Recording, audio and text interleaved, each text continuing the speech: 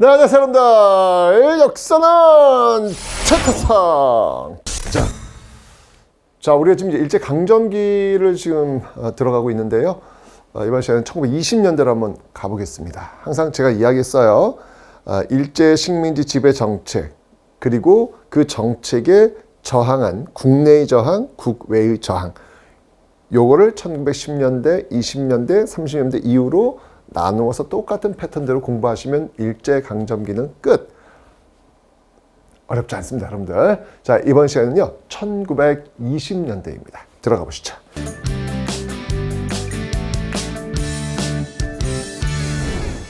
자, 여러분들 1920년대는요, 1910년대와는 전혀 다른 모습이 보입니다. 뭐 본질적으로는 다른 모습은 아닌데요.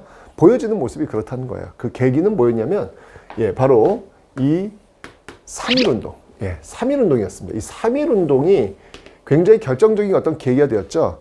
그러니까 일제로서는 1910년대 무단 통치를 하면서 이렇게 찍어 누르면 되는 줄 알았어요.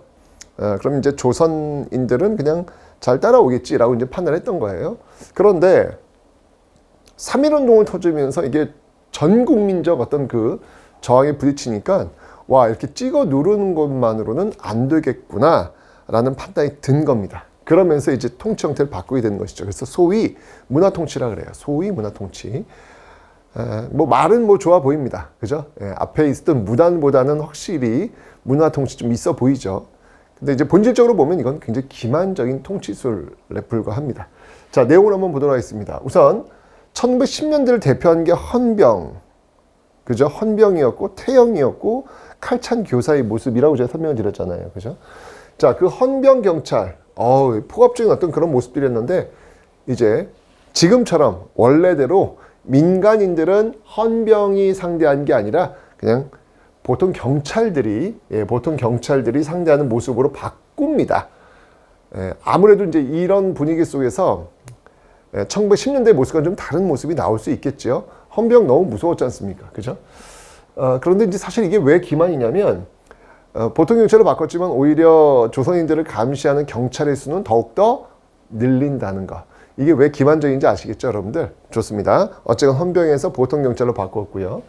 그 다음에 이제 사실 1910년대는요, 언론 출판 집회 결사의 자유가 없었어요. 없었는데 이걸 좀 일부 허용을 하면서 드디어 한국인이 운영하고 있는 신문사가 등장을 하게 됩니다. 1920년대. 그 신문이 바로 조선일보와 동아일보입니다. 여러분들이 지금 보고 있는 신문, 조선일보, 동아일보. 그게 바로 여기서부터 출발을 하게 되는 겁니다. 1920년대 이들이 다 3.1운동의 어떤 영향 속에 나온 거예요. 3.1운동 속에서 뭔가 언론 출판 집회 결사의 자유를 조금은 좀 이렇게 열어줄 필요가 있겠다는 판단이 들어가지고 그 결과 조선일보라든지 동아일보 이런 어떤 신문사들이 등장을 하게 되었던 겁니다. 근데 뭐 이것도 역시 기만이에요. 왜냐면 비록 한국인이 운영하는 신문사를 허용을 했지만 여기에 대한 어떤 검열이라든지 말 안 들으면 그냥 뭐 정간이라든지 뭐 이런 것들을 그냥 마구마구 하기 때문에 어떤 날 신문은요, 신문은 신문인데 그냥 페이지 반이 그냥 허옇게 그냥 아무 글씨도 쓰여져 있지 않는 허연 상태로 나옵니다. 왜? 지워버린 거예요. 이런 거 신문 기사 나간다면 안 되겠다고 해가지고 지워버린 거죠. 그러니까 이런 어떤 그 모습들, 그러니까 자기들이 보여주고 싶은 모습만 한국인들이 운영하는 신문을 통해 가지고 보여주면서 우리는 언론 출판 집회 결사 자유가 있다, 뭐 이런 것들을 이야기하고 싶었던 굉장히 기만적인 어떤 그런 모습들이 나오고 있는 것이죠. 그리고 이 조선총독부의 총독은 오로지 1910년대는 군인 출신이 했었거든요. 그런데 그러니까 얼마나 무서워. 군인 출신이 총독에다가 경찰들은 헌병이지. 여기 얼마나 무섭습니까? 그죠?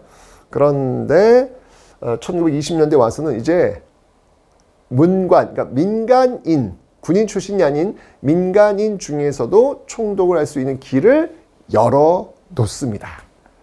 그러나 중요한 건 이렇게 열어놨음에도 불구하고 1945년 광복될 때까지 단 한 번도 민간인 출신의 총독은 없었다는 사실. 그러니까 이런 것들이 다 기만이라는 얘기예요. 다 군인 출신들입니다. 가능성만 열어놨을 뿐이야. 근데 뭐야 이게? 그죠?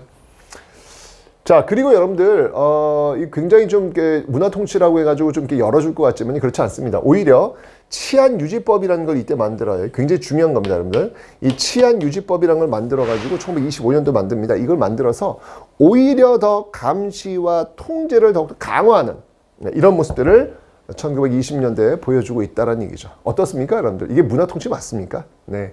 뭐, 저는 예쁘게 포장한 무단 통치가 아닐까라는 생각이 들어요. 보여지는 모습은 좀 그럴싸하지만 그 속을 이렇게 들여다보면 무단 통치 그 이상의 이런 어떤 통제를 가하는 어떤 그런 모습들이 지금 나타나고 있는 게 아닌가라는 생각이 듭니다. 이 어쨌건 간에 1920년대의 모습이었고 3.1운동의 결과 뭔가 좀 다른 모습을 보여줄 필요 속에서 이런 어떤 교묘한 장치들이 만들어지고 있음을 여러분들 기억하시면 되겠습니다.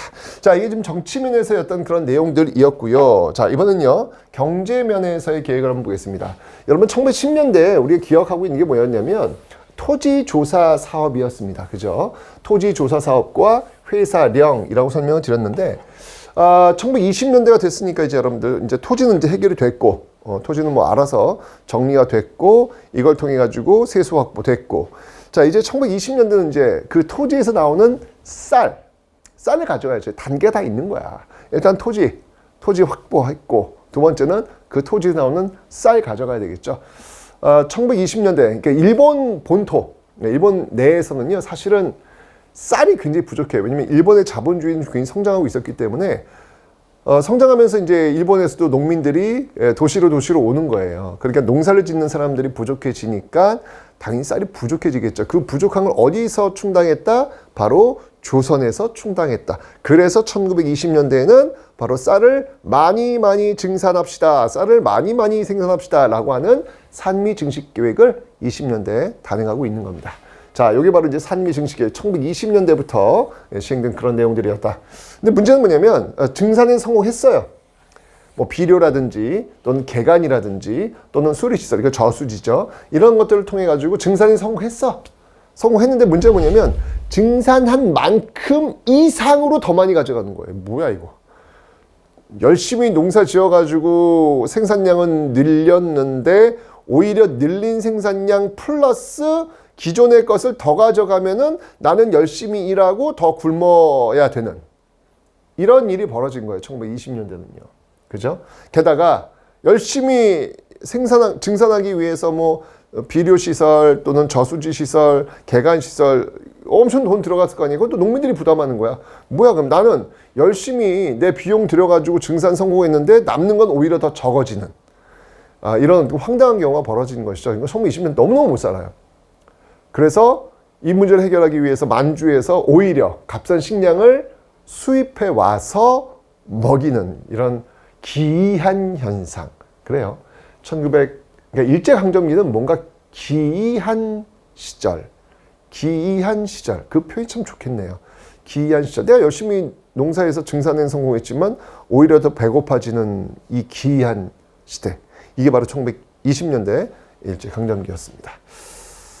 자, 그리고 여러분들 1920년대 오면요. 산미증식 계획 말고요. 1910년대 시행했던 그 회사령 있지 않습니까? 이거를 폐지를 해요. 선생님 1910년대 회사령을 설치한 이유는 뭐냐면 민족자본의 성장을 막기 위해서라고 설명하셨는데 이게 폐지가 되면 민족자본이 드디어 성장하는군요.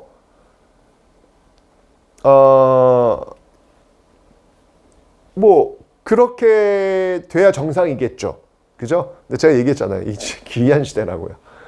그러니까 이 회사령을 왜 폐지했냐면 회사령은 여러분들 아시죠? 허가제가 아니라, 그러니까 신고제가 아니라 허가제하는 거예요. 조선 총독이 이제 허가를 내리는 거잖아요. 그런데 이제 1920년대가 되면 여러분들, 제가 아까 얘기했죠. 일본의 그 자본주의가 발달을 해요. 자본주의가 발달한다는 얘기 뭐냐면 그 내부에 자본, 그러니까 돈이 쌓이는 거야. 자본 축적이라 그래, 이걸. 돈이 쌓이는 거야. 그럼 이제 이 자본이 쌓이면 그 다음 단계는 뭐냐면 그 쌓인 돈을 가지고 다시 투자를 해요. 투자를 하는데 이제 드디어 그러니까 1910년대는 돈이 쌓일 때를 기다려야 됐기 때문에 그러니까 일본에서도 그 일본 자본이 조선으로 옮겨지는 것을 반대했어요. 그래서 회사령을 한 거야. 그러니까 일본 회사도 역시 마찬가지로 쉽게 조선에 들어올 수가 없었어. 일본 정부는 일본 내에서 돈이 쌓이기를 기다리고 있었기 때문에 이게 조선으로 빠져나가면 안 되잖아요. 그래서 회사령이라는 걸 만들어가지고 일본 자본도 조선에 들어갈 때는 허가를 해야 되는, 허가를 맡아야 되는 어떤 그런 상황을 만들었다는 이야기예요. 자, 그런데 1920년대가 되면요, 이 돈이 쌓였어요. 이제 일본 내 자본이 쌓인 거야. 이제 이 자본을 드디어 투자할 수 있는 길을 열어주려면 어떻게 해야 돼요? 1910년대 그 허가를 내주고 있었던 그 공장 세우고 뭐 이렇게 회사 세우는 거, 이걸 풀어줘야 되겠죠. 그래서 드디어 회사령을 폐지하게 되는 겁니다. 그리고 심지어는 관세도 폐지해요. 관세도 폐지해요. 자, 이렇게 되면서 일본 자본이 아주 마음껏 조선으로 들어올 수 있는 길이 열리게 된 겁니다. 열리게 된 겁니다. 마음껏 들어올 수 있는 그 길이 열리게 된 겁니다. 자, 그러면 물론 이 회사를 세우고 공장을 세우는 데 있어가지고 조금 길이 열렸기 때문에 조금은 우리 민족 자본도 회사를 세우는 데 도움이 되겠죠. 하지만 그건 여러분들 일본 자본이, 그 대자본이 와르르르 들어오면서 우리는 경쟁을 해야 되는 거야. 경쟁이 되겠냐고요.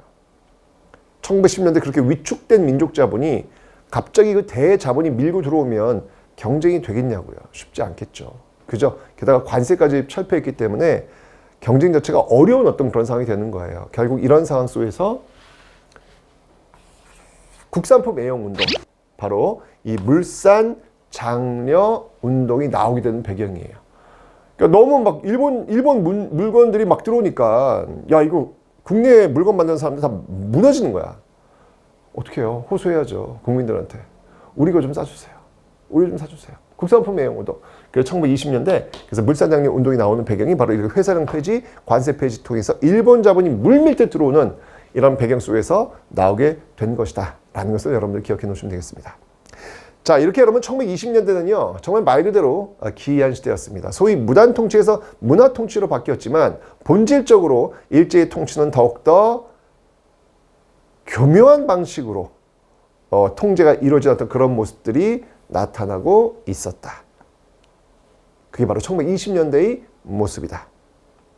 보통경찰로의 전환, 하지만 치안유지법의 제정, 산미 증식계획, 그러나 더욱더 배고파지는 시대. 그게 바로 1920년대 모습이었습니다. 자, 그러면 우리는 어떻게 이 시대에 맞서 싸우면서 버틸 수 있었을까요? 그 저항의 내용을 다음 시간에 살펴보도록 하겠습니다.